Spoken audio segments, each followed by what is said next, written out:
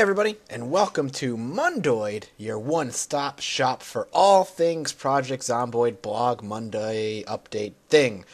I really have to get a better saying for that. Anyway, actually today's Tuesdoid because this is going up on a Tuesday because I got caught up at work on Monday.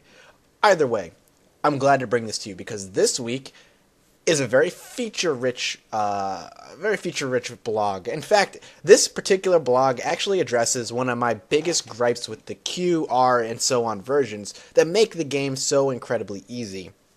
And I'm just going to jump right into it.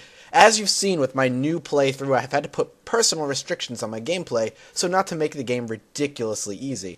That being said, I'm speaking of basically carpentry, construction, not building sky bridges, not building walls in front of doors that just make it impossible for the zombie to get through. In this update, they particularly talk about carpentry. And they've kind of introduced this leveling mechanic with carpentry. And we're going to actually pop down here real quick. I'm just going to get to a particular point in this video and press pause. So you can see this right here.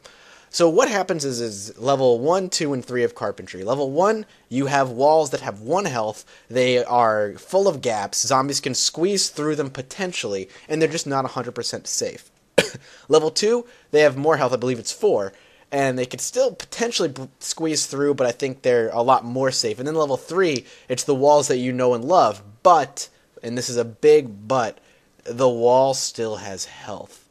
And that is massively important because right now in the game, if I built a wall or any of the walls, there's no health. It's completely invincible. The zombies cannot get through. They're too stupid. They can't attack the walls. I just start blocking off doors and walls, and it's just impossible for zombies to get to me. I have my safe house, and nobody can get to me, and it's perfect. What this does is introduces that fear factor again. It introduces that survival factor to the game that what the previous construction took away, this brings back. It's so simple, too. You add health to the walls.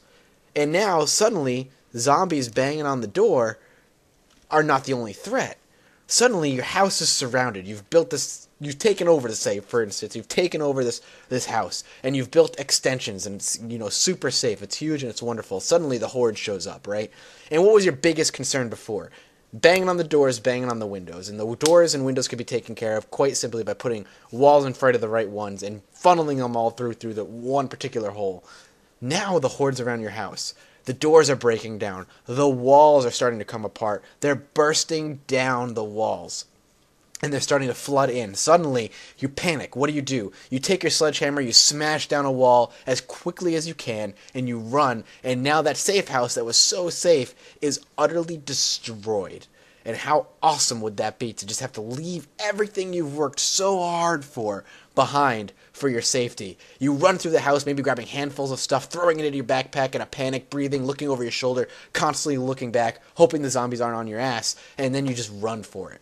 And that's what this brings to light. This is what this brings back. It allows that feeling of panic to come back. And that's something I've sorely missed. And with the idea of sky bridges being gone and all that stuff, or at least they're currently gone, I think they're talking about potentially bringing them back, but making it more realistic where you need to build support beams and everything, which is fine. All that can be, looked at from a different perspective so long as you have the new carpentry system in place. And that's the biggest and most important thing. Now, if we scroll through real quick, we could, I would highly suggest go and watch this video because there's a whole lot here to look at, and it's impossible for me to cover everything. But the other things we're talking about is the ability to make plaster and have plaster up your walls, the ability to paint those walls, a little bit of Sims in your Project Zomboid, perhaps. Other things, building furniture like chairs and tables, all of which look different depending on your level of carpentry. There's a difference between actually having an actual chair and then having basically wooden boxes that form a sitting utensil, I guess is the way I want to put it. Anyway, it's just those fine tuning, those fine little differences that make all the difference. Talk about chairs being integrated as well as tables. People will sit down, which will be able to happen in RC3. Simple things like you can't read unless you're sitting down. Well, I mean, I'm sure you could if you wanted to lean up against the wall, but the way this game works, just making things more needed, more accessible, making things more difficult in many, many ways. So go read this blog about carpentry and go watch the video.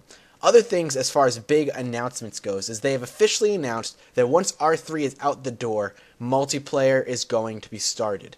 Now, you have to keep in mind, if you don't know much about programming, even me I went to school for computer programming and I still don't know all that much as far as certain things. Starting a multiplayer programming, starting to get involved in making that. And they say it here, it's not a trivial thing. It's not something they're going to start and then be done in 2 months with. They're going to start and it's going to take a while. You have to keep in mind there's so much that gets involved in making multiplayer. Making sure lag is not an issue, making sure there's enough server space, all this wonderful, wonderful things. But because it's the most requested feature, they are going to start it. And what does that mean when it's finally done? Private servers where I could potentially start up a whole thing, or you could start up a whole thing with your friends and look to survive the zombie apocalypse together. Something to think about. I don't want to get too much into it. It holds a lot of potential, but right now my biggest concern is getting the single player out, and I'm glad that's where they are as well. But they also are saying that multiplayer is going to be in full swing once RC3 hits. Other things that they talk about is just general things. The difference between the updates now and the updates in RC3. Now, we've all heard, updates are coming, updates are coming, updates are coming, and it's not happening. We're not getting those updates. But they're telling us, and they're promising us, once RC3 hits, the updates are going to be much more regular, because they're going to have 2 separate versions of the game. The version of the game that we have, and then the version of the game that they have that they're working on. And once everything's done, they can just immediately update the game that we have. So it's going to be always fluid and always functional, which is A-okay with me. We're not going to have QRL. We're going to have the official version of the game that's going to get updated every so often whenever they have updates for us. Now, it's interesting to talk about that, because my little opinion on it is, they talk about they wish they had RC3 out, all this stuff out beforehand, and I kind of do too. And what people have to understand, and why this particular update is taking so long, and why people think this game is dead, is because it's really effectively, they didn't fully do this, but they effectively started a brand new game by putting in the metagame, by putting in a new animation system, by putting in all the mods and the bigger maps, and just the way the game works is essentially a whole new game with the exact same concept, just more smooth. And so the reason this is taking so long is because, think about it, guys, they're literally making this game from scratch again. So when this comes out, I expect things to be kind of smooth again, and I'm excited for that. Outside of that, they talk about when RC3 is coming, and they really just say, we can't give you a day. What they are going to do is announce when they're going to go into a closed beta, and once that closed beta goes into it, you're looking at approximately 2 weeks of closed beta testing before it comes out.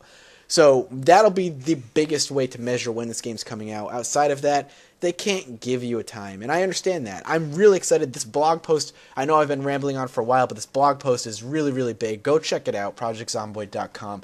Thank you guys so much for watching, and I'm looking forward to next Mondoid. I know I'm super excited to keep playing now, and I cannot wait for this update to come out. I'll see you guys later.